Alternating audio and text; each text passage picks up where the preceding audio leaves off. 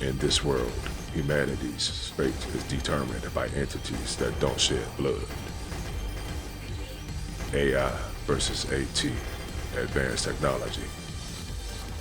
These are drones. With no conscience, no emotions, no soul, there are no peace treaties. Fighting to the death is inevitable. What's up? G Blak with the final shot, chiming in, and this time I decided to go with the unmanned AI-controlled aircraft, the Boudica. And this is my playthrough of Devil Engine.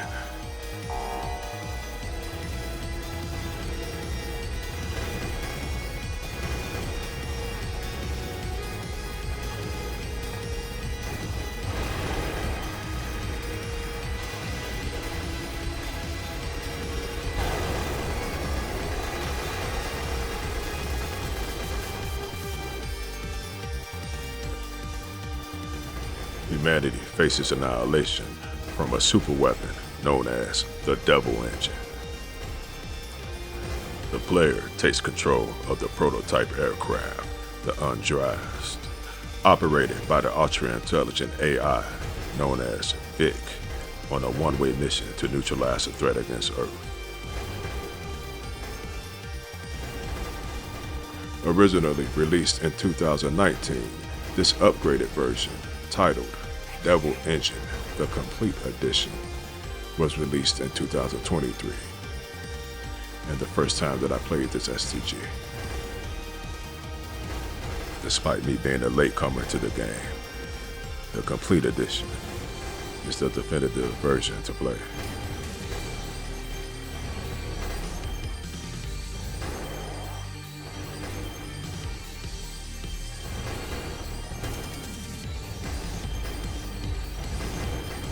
There are 3 selectable aircrafts at the start of the game: the Skyhawk, the Undressed, and the Boudica, which is the one I selected, whose name is based off a warrior queen from English history.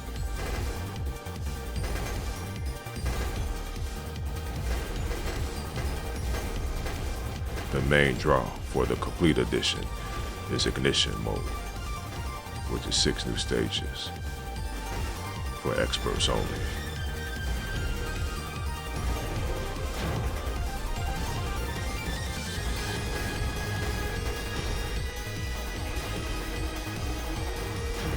Earlier, you saw me defeat the first mid-boss, the UED Carrier, and now incoming, the stage boss, the UED Rail Walker.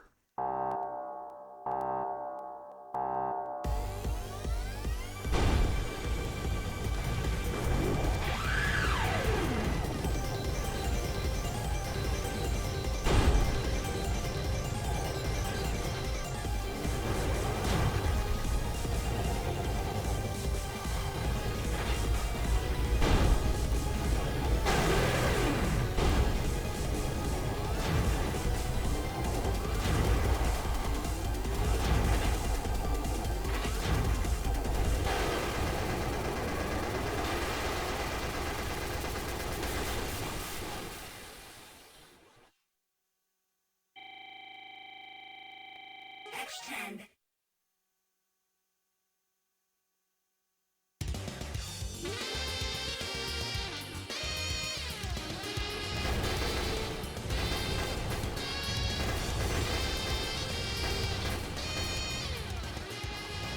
Devil Engine harkens back to the 32-bit era of gaming, executing it well, and is heavily influenced by the Thunder Force series.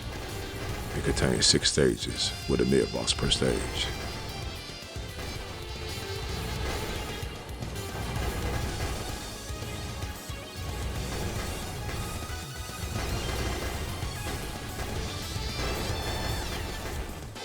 Those of us who own a physical copy of Devil Engine, the Complete Edition, may have noticed something unusual. I know I did.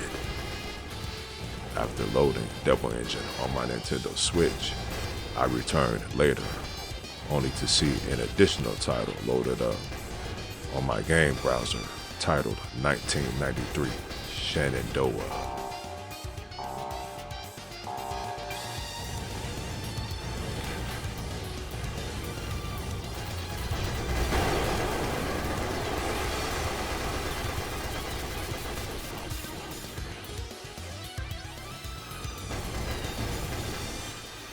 vibrant architecture from the first half of the game, now reduced to a concrete inferno.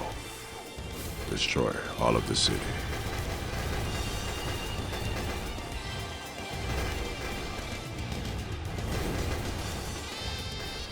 "1993 Shenandoah, to my surprise, was not a demo. It was a full game. Above par at that. It's the revival of a game supposedly destined for the Amiga computer system and reported to being in development for over 2 decades.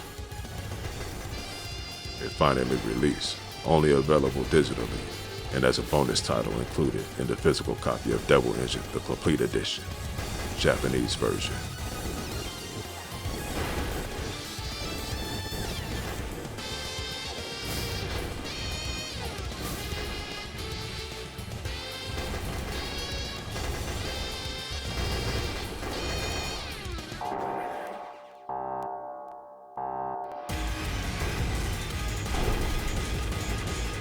The stage boss, named Cactus, felt like one of my inceptions to one of the keys to victory, and that's building muscle memory, emphasizing learning boss attacks.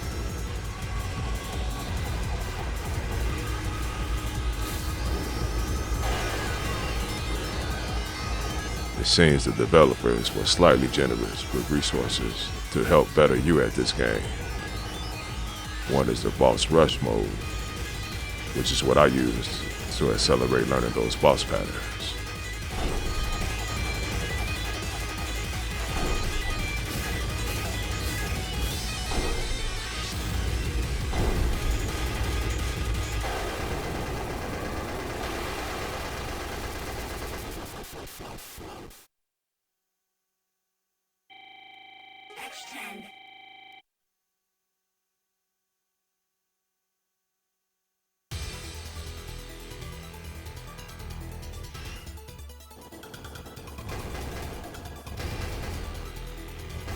Like most videos in the Final Shots catalog, you're witnessing a replay of my first 1-credit clear victory of this game.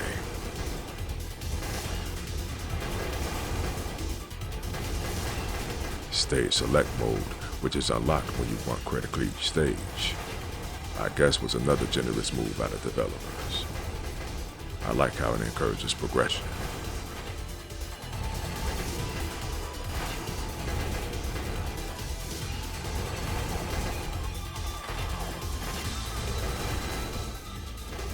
There are 2 boss rush modes featured in the Complete Edition: the standard game boss rush and ignition boss rush.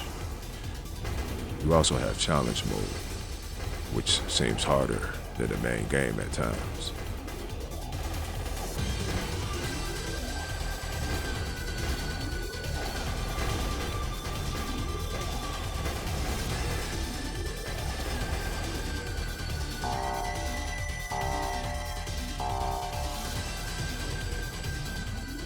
The Emerald Terror Ophiodrus.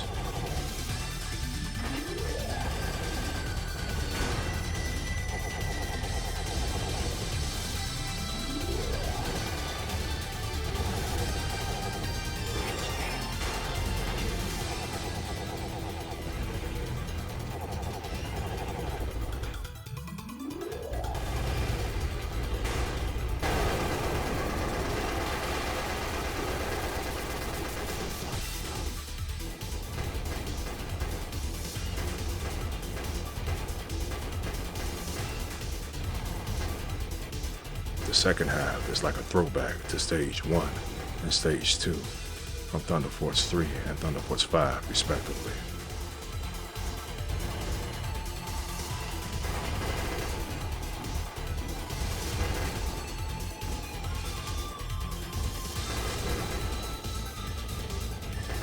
Obviously, another one of my keys to victory is collect the 1-ups.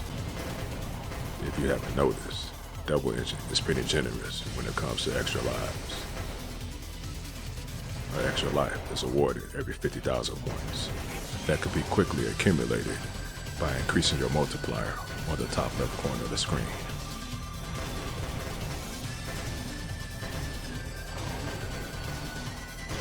Each of the 3 selectable ships have a different scoring mechanism. The Boudica has a gauge on the far left side of your HUD that when filled, it boosts your multiplier up by 1.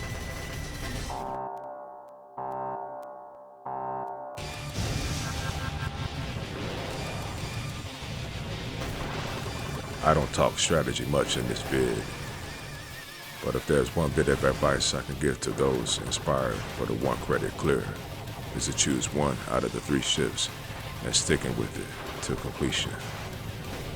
Each ship plays drastically different.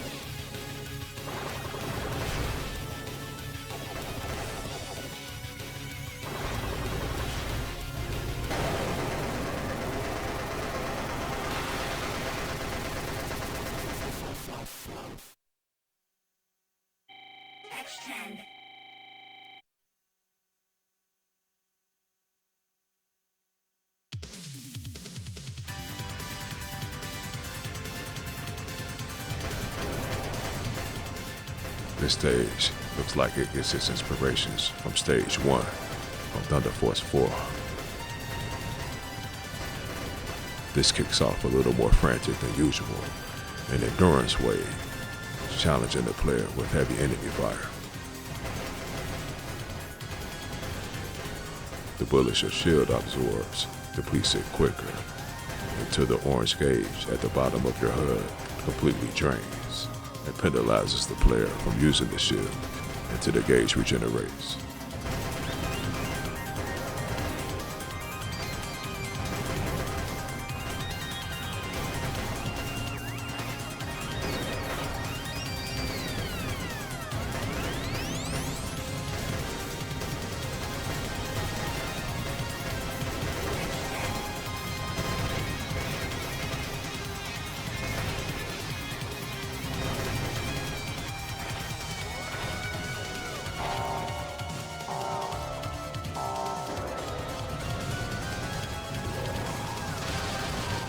Stage 4 middle boss, the EQ torso, continues that feeling of frenzy with these oversized bubble shots and homing beams.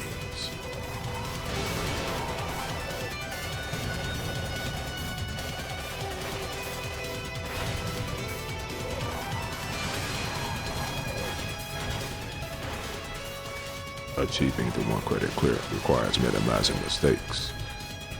I made quite a few on this run.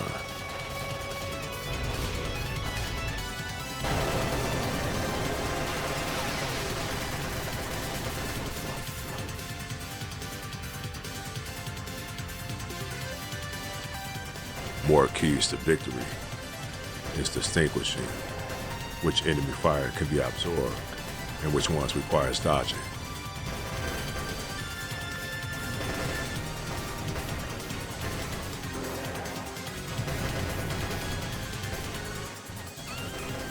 Now entering stage 3 on Thunder Force 4.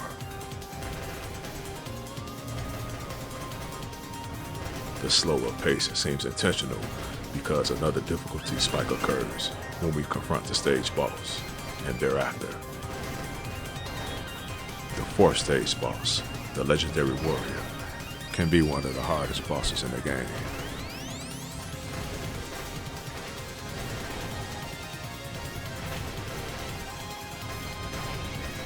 The 3 bars on your HUD, the orange, blue, and green, indicate the power level of your 3 main weapons. And collecting the circular overload power-up increase to all 3.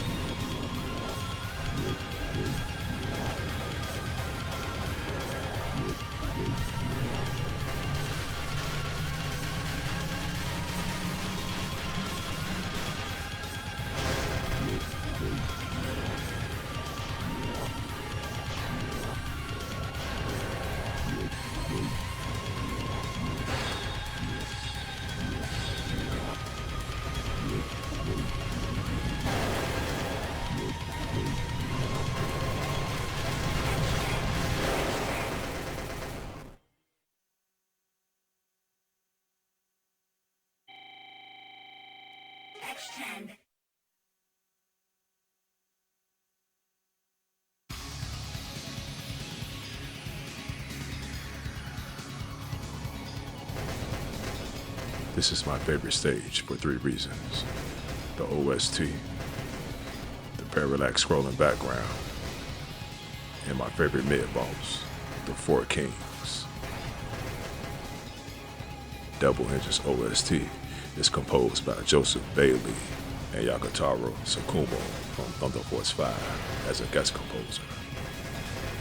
And we have Joseph's Bailey brother, Thomas Bailey, responsible for the artwork of Double Engine. They make a good duo.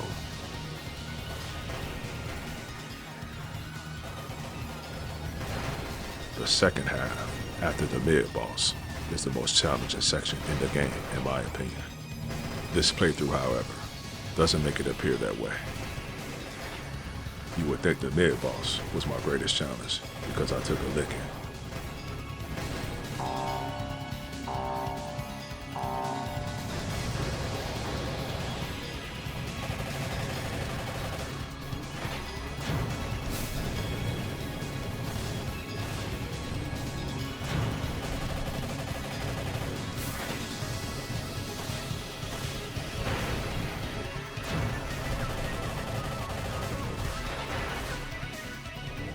I typically fare better against the Four Kings, but after that first hit, it just threw my rhythm off.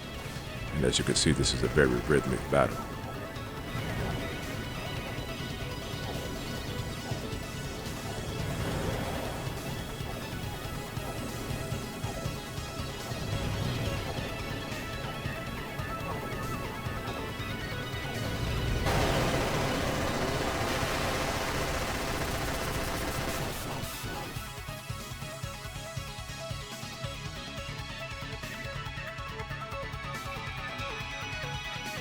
Oh, and another thing I like about this stage is this smooth transition.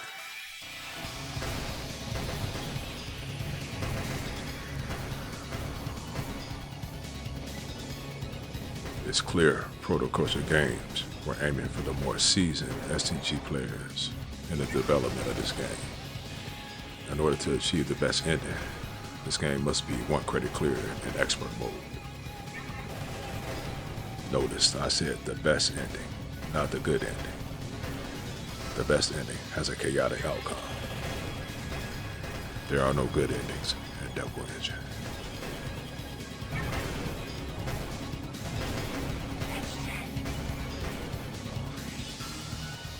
Double Engine has the reputation of being a notoriously hard STG, and players may find themselves having a hard time enjoying the game when they're constantly dying. But for those who take time to learn the game and master it, it is a very gratifying experience.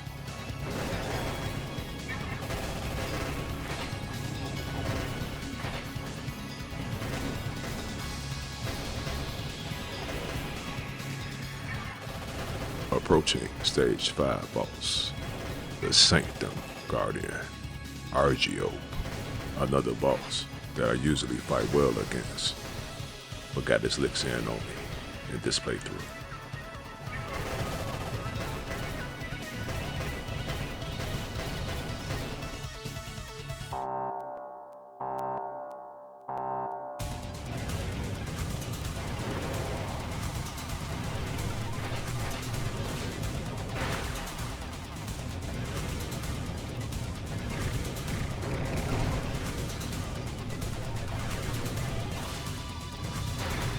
Sounds like this thing is blowing off bullets.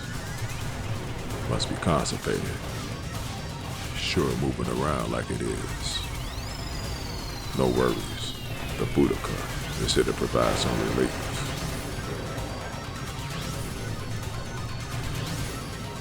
This boss reminds me of the Void Kraken boss from Hyperduel. Another solid SCG with Thunder Forces 5. Yakutaro Tsukumo as its composer.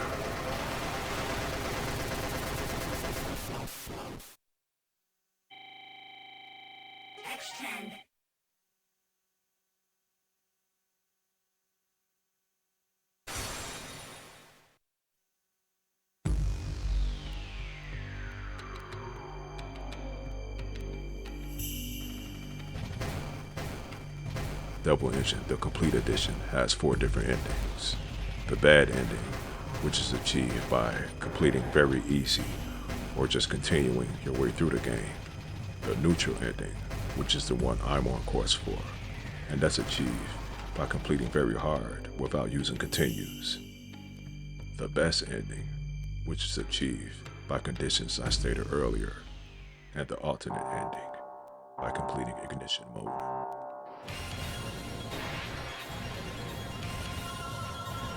We meet again, the legendary warrior Albiorix, in a weakened state, this time as a penultimate encounter. This is one of several dozen times I arrived at this same moment with this many lives or more and failed.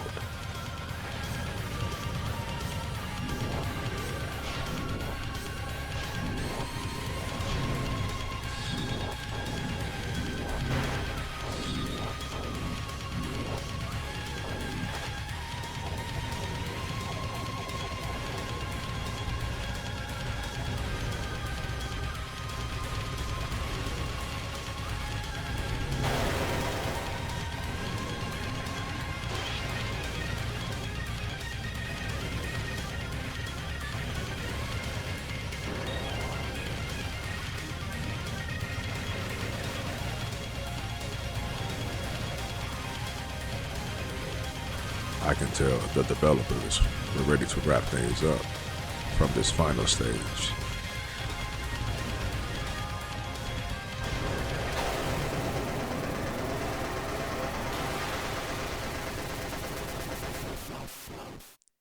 As we get closer to the conclusion, stick around after the ending for a little something extra.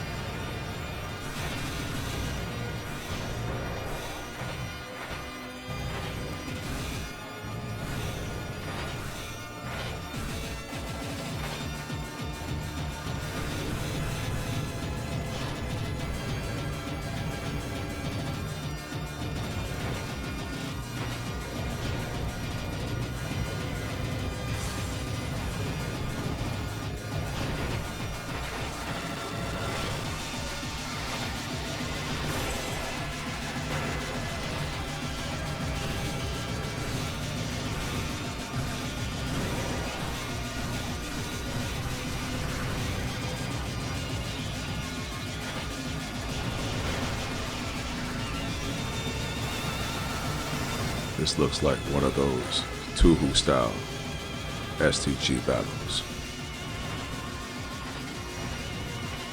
Tips for the final boss. Again, just knowing which bullets you can absorb and which ones must be dodged. And just continue to anticipate what's to come through your memorization skills.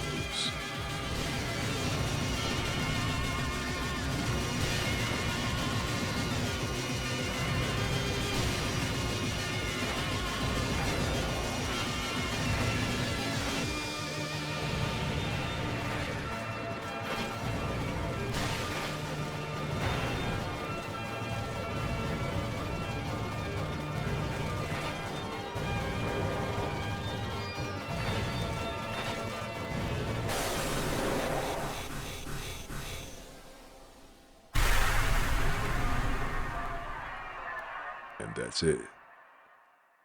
Until next time, coming to you from the suburbs of the city that's cold and windy, I'm G Blak. I'm out.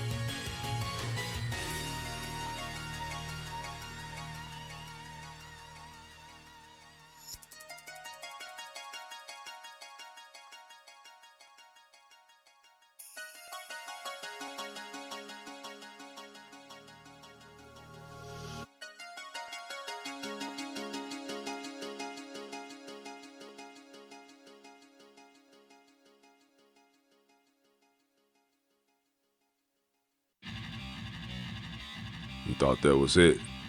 Back for a little bit more. This is the EX stage, included on both versions of Double Engine, the standard and the collector's edition, and supposedly the precursor to the main game. And just like the main game, the learning curve varies depending on which ship you choose. I decided to stick with the Boudica because it's the ship I initially started with. I chose Boudica initially because I like the ship's design the most, its name, plus her weapons were the most appealing. The other ships are a lot of fun to play with too. The main ship, the Andraz, whose name is based on a Celtic war goddess, just felt like a ship I played with in previous STGs. The unlockable ship from the original game, the Skyhound, which is also based on a figure from mythology, is one I'm considering playing with in the future.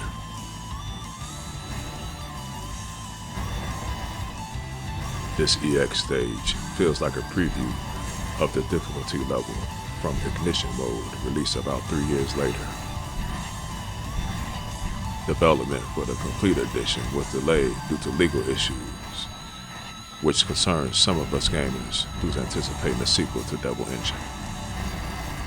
However, the complete edition with this content, and if you happen to get the bonus title, is a satisfactory package regardless.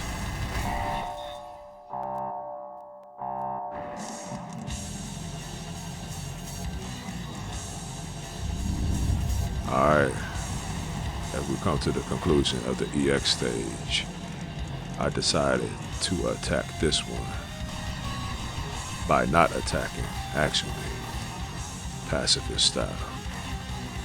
Just trying something new. Plus I wanted to exploit its first wave of attacks for any spectators out there.